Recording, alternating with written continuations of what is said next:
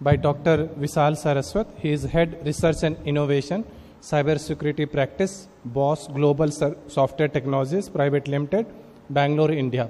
He'll be talking about quantum resilient cybersecurity, PKI, and more security controls. I will request Dr. Balaji to felicitate our speaker.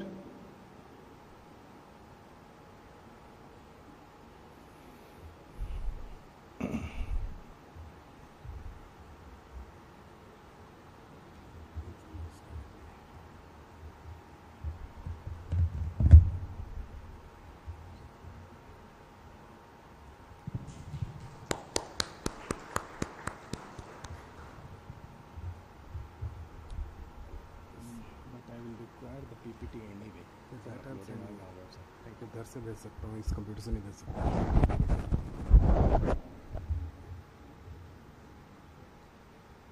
Right. So thank you, Balaji. So, and thank you, Gautam, who has already done a little bit of my work explaining a little bit about QKD and PQ. My introduction is already done, so we can script that. Already, Gautam did introduce you to quantum computing. They are doing a lot of quantum computing is doing a lot of wonderful things. I'm not going to go into that given the amount of time. Gautam already emphasized, and quantum computing is not a thing of theory now. Already organizations are implementing POCs, etc., and they are showing the real use case benefits of quantum computing already. Okay? And most of my examples there were, of course, from the automotive industry. I come from an automotive company, but in general, tons and tons of applications. Okay? Especially wherever we are doing optimization kind of problems, wherever we are solving a system of equations, quantum computing will do wonders. They will bring down the complexities real fast. Okay? Wherever we are searching, quantum computing is going to be doing wonders. Okay? Of course, we are talking about cybersecurity and we are talking about PKI, and that's what I'll be talking about, PQC, post-quantum crypto. Okay? I can't move. Already somebody asked the question, what's the difference between quantum cryptography and post-quantum cryptography? Well, when we are talking about quantum cryptography, it's cryptography that we do based on quantum systems. You need quantum devices, you need quantum communication channels. Okay? But when we are talking about post-quantum crypto, we are talking about crypto that we can do on our current devices, on your smartphone, on your computer, on your pacemaker, whatever smart devices that you might be using. Okay, they are able to do this crypto, but they can protect you against attackers who have access to quantum computers. Okay?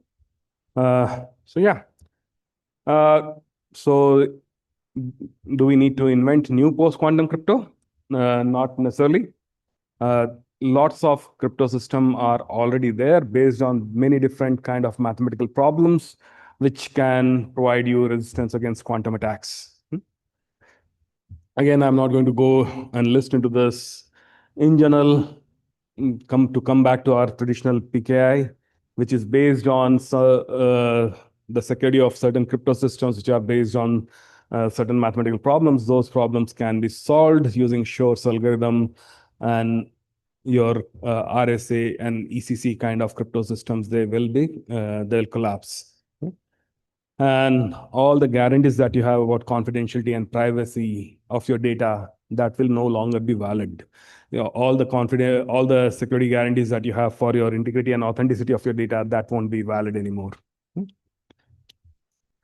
So from a business point of view, it is estimated that this quantum communication market, mainly for the security purposes, that's going to be expanding like really at a really crazy pace, more than 20 CAGR. So My slides are taking a couple of seconds to come there. Yeah. So again, of course, there are many people who will talk about that quantum high, this is just a quantum high bubble. Many people will tell you that quantum computers are just a talk of the sci-fi movies and not going to be real.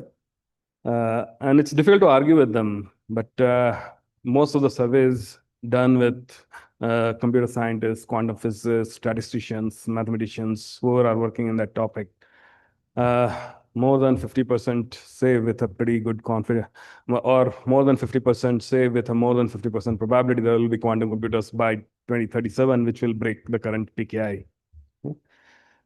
And this, of course, it's a probabilistic argument, but that's also an expert argument. There are people who will say that global warming is a hoax, so you can't argue with them. There are people who will say that moon landing was a hoax, so you can't argue with them, right? So it's difficult to argue if people are saying that quantum computing is not going to be there. Okay. So I work in a product company, and we ship out of a lot of products, including automobiles, but even other devices which go into, let's say, your satellites or planes and so on, which have a very long shelf life. Okay? And we need to secure those devices today. Okay? We need to have security credentials into them, and we expect that these devices will remain secure, let's say, 30 years from now. Okay? And for us, a quantum computer then becomes a real threat. Okay? Because we don't need to just secure it today, we have to keep it secure 30 years from now. Okay? And of course, there are compliances coming. Why should you worry now? Well, there are compliances coming which will force you to implement quantum safe solutions. So you have to do it, no option. Okay? As Gautam mentioned, even Indian government is bringing in certain compliance and regulations. Okay? And also, Gautam already did half my job. He explained why shifting is not just changing algorithms. Okay? From classical to post-quantum shift, that will require a lot of work. Okay? And generally, it is seen in industry when a new algorithm comes, and by the time it gets deployed in products, it can take anywhere from 5 to 10 years. Okay? And that's an optimistic estimate. Okay? So even though we have algorithms right now, we have standards right now, industry has not started deploying them. Industry has not even started forming the strategy how to deploy them. So we need to start worrying about that right now. Again, why now? Okay. It depends. Where do you need the security? What is your use case? What are we talking about, right? So let's say, do I need quantum safe encryption? Okay. So for your day-to-day transactions that you're doing online, okay, let's say you go to your bank website and you transfer some money. And if you are worried about somebody else transferring that money to some other account, possibly not. Okay. Because by the time quantum computer becomes real, the bank could have hopefully upgraded their security systems. And today you don't care. You can safely do your transaction. So normal discussions, normal communication, you don't need to worry about it. But what if you have secrets that you want to keep safe for a long time? If I am having an extramarital affair, very likely I won't want my wife to know even after 20 years down the line. Right? Maybe I won't even want my son to know, or my grandsons to know, or grandchildren to know. Right? So what do you have if you have such secrets? What if you have secrets that you do in the boardroom? Okay, we have to take a lot of hard decisions. We have to take a lot of gray decisions, which could be legally troublesome, ethically troublesome, morally troublesome, right? But we have to take those decisions. And we want to keep those secrets for 30 years, 60 years, forever. Okay? So then you have to worry about deploying quantum safe solutions now. Okay? In between, Of course, depending on your use case, a lot of analysis may be required, and it will be required uh, how expensive the solutions need to be, how immediate they need to be. And that was about encryption. That was about your confidentiality, privacy. What about authentication? Okay. Again, we send out products in the field, in the space, everywhere. And those products, their credentials are installed today. They are flashed onto the hardware today. And we need to keep them secure for 30 years. Okay. And those credentials, do I need to install credentials, quantum safe credentials today? Again, for your general logins, general authentication purpose, where you don't care. Just now, Tanmay was talking about digital signatures, tokens. If you are doing certain signatures today for your authentication, very likely you don't care about that. Okay? If you will be able to somehow update your tokens tomorrow or a year down the line, you don't care. Most of the current PKI that is server-based, according to the new processes, you need to update your certificates within 49 days. Okay? So in those server-based authentication, you don't care about quantum safety right now. Okay? But for the authentication of products with a long shelf life and the products which are in the field, okay? The satellite that you have sent to the Mars, okay? Or your car, or your trains, okay? Planes, infrastructure, manufacturing plants where your machines are going to be there for decades. There you need to worry about quantum safe authentication right now. You need to burn the right credentials right now. Okay? And in between, of course, analysis is required, and you can get back to us. So what we are doing at Bosch, and so this, you can think of it an advertisement also for the products that we are developing. Okay? So we have various services that we provide to our clients, like to our guide. Okay? So this is a service which is more of a consultancy service. It's a migration strategy, training related service that we provide to our clients, like where do you need crypto, or post-quantum crypto, etc. Then we have QR Inspect, that is where we evaluate your crypto and we tell you where, again, where you need to put that crypto. Okay? In the first one, we are just doing in a consulting video, we are not intruding your network or systems. In the second one, we are getting into your systems, figuring out where is the crypto being used, and then advising you. Then we have a QR bridge where we have certain software solutions that you can integrate with your hardware solutions or your other software solutions and become quantum resilient now. Okay? So you implement our quantum stack, post-quantum stack, and you have readiness right now without having to change your other infrastructure. So for example, if you are using VPN to securely communicate, you don't need to change your VPN provider. You just implement our stack over it, or if you want, under it, and you can have quantum resiliency. And then, of course, we have our full stack QR Shield that works with you to upgrade your VPN or other processes, or any other authentication or communication processes to make them quantum resilient.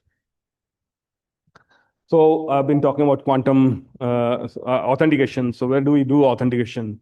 Like booting your device. When you turn on your device, how do you know something was not changed when the device was off? With mobile, you always have the mobile in your pocket. What about your car that you have put in the garage? Or especially in a public garage? What if somebody tampers with that car? Okay? Or your computer that you left in your office? How do you, Tanmay was recently talking about other people accessing your computer.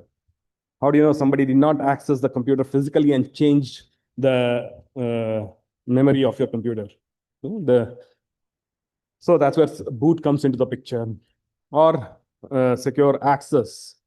When you go take your car to a service center, somebody tries to access your car. What if I go and put my device attached to your car and try to access certain diagnostic information from your car? So secure access. Many of us, possibly when we are working with our computer, we give access to a remote administrator to do some diagnostics, etc. How do you know that's an authorized access? How do you know that somebody else won't be able to access? So And of course, updates. All of us receive updates on our phones, on our computers, on our other devices, smartwatches, smart rings, pacemakers. Okay. So your pacemaker is receiving an update. How do they know it's from an, let's say you have a pacemaker from Mayo Clinic. How do you know it has come from Mayo Clinic or 3M or whoever or Philips Healthcare? So all this, and of course, the usual TLS, when you access a server, how do you know it's the right server that you're accessing? So all such cases, you need authentication, and which somehow most of the industry or most of the even agencies don't talk much about when they talk about quantum safe communication. They are only talking about the encryption part, right? But more than the encryption, your life depends on the authentication. Your pacemaker, your car, if somebody tampers with it, your life depends on it. Encryption, most of the time you will only lose some data, maybe some money. So this is where we are investing a lot and doing. Uh, I'll skip the advertising page, but we have implemented this on various architectures, various devices, various chips. We are working with chip companies now to have this integrated with some of the HSMs, etc. Lose you. I'll wait. Yeah. We have a full lab, hardware labs in our organization where we are doing various kinds of simulations, benchmarkings. And if you, I'll share these slides with the organizers and possibly they'll put it online. I won't go over the data, but we have done benchmarking for various algorithms in various scenarios over various hardware. Okay? And for all this, over here, I'm only showing one, of course, hardware, but we have done our, you can reach out to me for more details, more discussions. I won't stop by this various tables that we have. But what we have done is we have mixed the algorithms. Gautam was mentioning, right? When you implement PKI, it's not just one signatory there. There are a sequence of signatures. Okay? Especially most of the certificates that you see what we call hierarchical certificates. Okay? So at various hierarchies, at various ecosystems, you can have various kind of algorithms which are implemented. Okay? So we have done a benchmarking that if you are going to use certain signatures, what would be the best place to use a certain signature and what would be what sequence of signatures should be there and so on that can work for your use case. So I'll skip all the benchmarking data. What we are also doing is something that is very important, and I should even show that slide earlier. Let me go to that slide. Yeah, here. So another problem that comes when we come to implementation of post-quantum cryptography is the concern that whether it will work on legacy systems, on hardware with very constrained memory, very constrained computing power.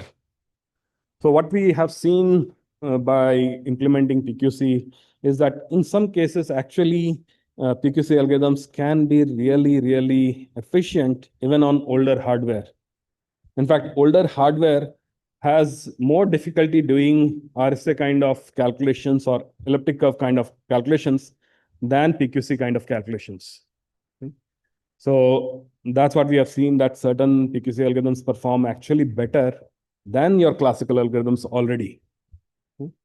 So that was really a good discovery.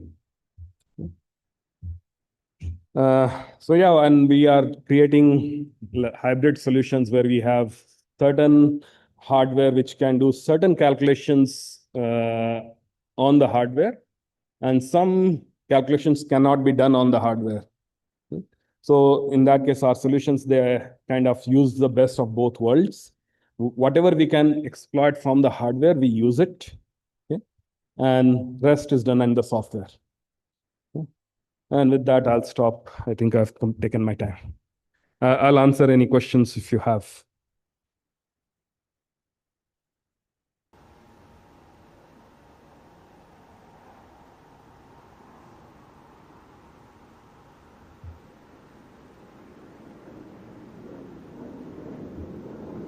XMSS is superseded by Sphinx Plus. So why are you doing that? I just want to know. Sorry, I didn't get the question, sir. XMSS, that is superseded by Sphinx Plus. So why? What is the application along?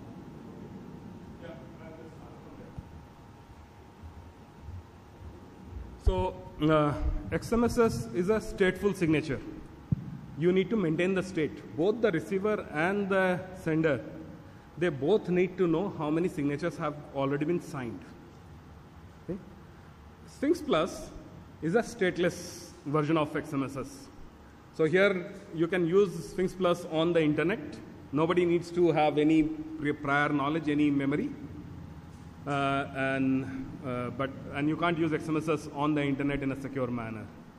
But in closed environments, like on blockchains, where everybody has to maintain a state for the blockchain to be secure anyway, then XMSS can be used. Okay? Or like I gave the example of secure updates. It's a closed environment. Okay?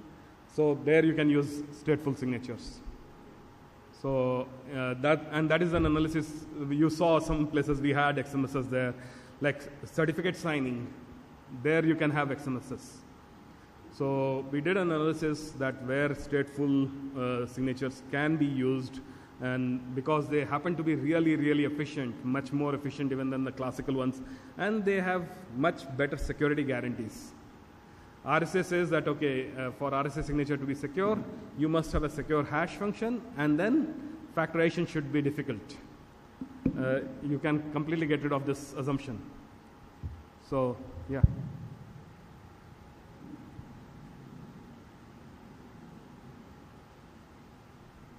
Sir, will you briefly explain me what is benchmarking in the implementation of cryptography? Like how we have to do benchmarking offers?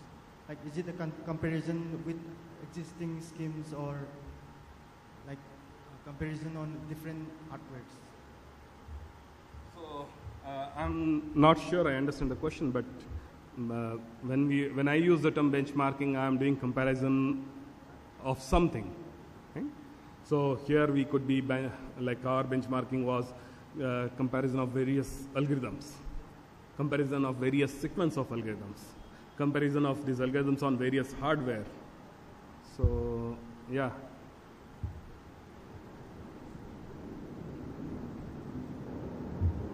Any other questions? If not, thank you everyone. Bye.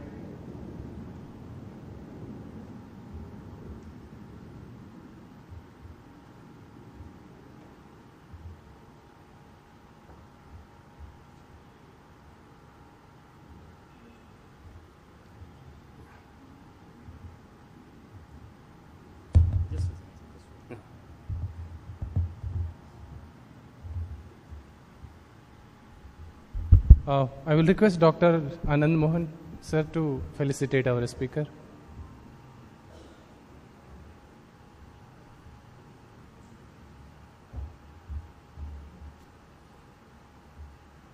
You remember me?